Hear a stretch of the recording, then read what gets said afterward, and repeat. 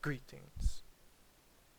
I am Antone Propentagrass Garvinian, here with a poem based on the Common Sense Pamphlet, a most certain recommended reading for an American, for them to establish the connection with the past.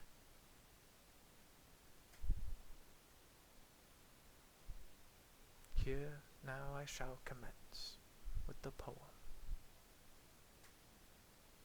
Ever since His Majesty's victory, the posterity of majesties held parliaments yawn, as our fair English mothers did so dominantly. Listen, the monarchist moaned. He groaned and said, "The blame's on you, peasant. One should respect a superior." The subordinate screaming inside, suffering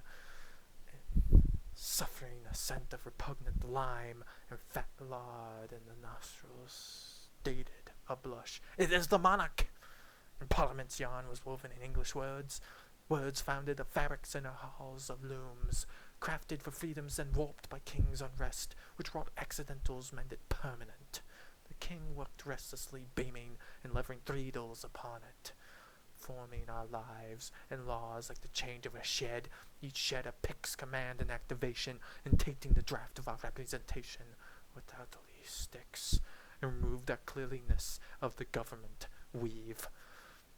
It has become intolerable to field our children's future. He tore the splintered lever. Oh dear, the break, and the warp turned still. The warptation 100 years and further ago made our democratic values a meaningless joke. Members of Parliament rinse their hands. Listen, the monarchist cries. We have the right. We have the culture. We have the large skull. You have all ignorance. You have the devil. I said, choke you, the one with the pig dress and pigtails, you pink drunk hog. One day you'll see nothing but your belly button. Haven't you heard through the lobe fat of your ear? The monarch came, and he gave me but one touch, thread of it, and I blazed the parchment, burn the canvas, burn a false paper, given to me to fit. And I will ensure the corsets, the king corset, was tight and deadly, not the last of which few breathed, a particular positive ease which will suffocate him, for there will be no zero ease, as he laid before me the happiness of a useless king's suffering. He cried out, and threatened with speeches, mere floundering verbiage. There not be a sweat or fear of the monarchist fears. You have no monarchy there, but we have the right to reality at home. We think fools will find the death in against the righteousness of the crown. I declared, go to hell, back to your level of gluttony, and rot there. For in the porridge of which no monarch tasted, in the horrendous brew of an ill will, whalebone, scraped and sweated, bled and sweated, moist flaming room trapped in crafts of knittings and corsets.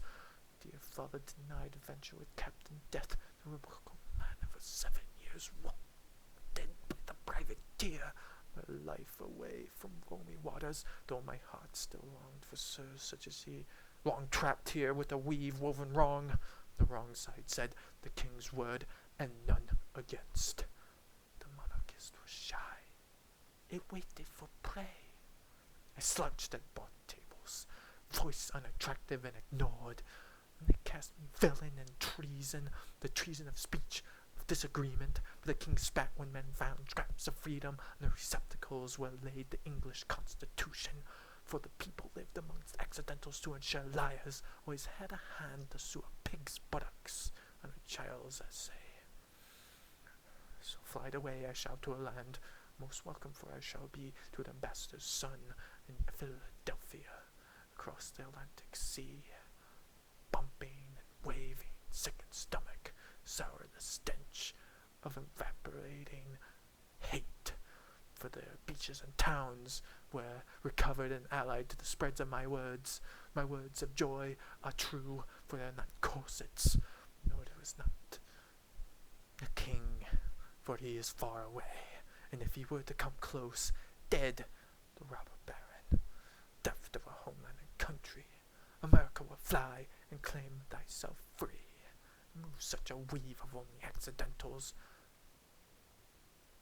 by the weave in of miraculous freedom. Now the monarchist sings. Now you are there, but you wish to come again. The name is dictated, and there are many a crewing, willing to resolve faults of constitutionality in the flick of a thumb, a flick of a finger, and there'll be no more democracy. And the voting righteous, the people that blossomed to agree, came to the thought process, back again to amazing beautification.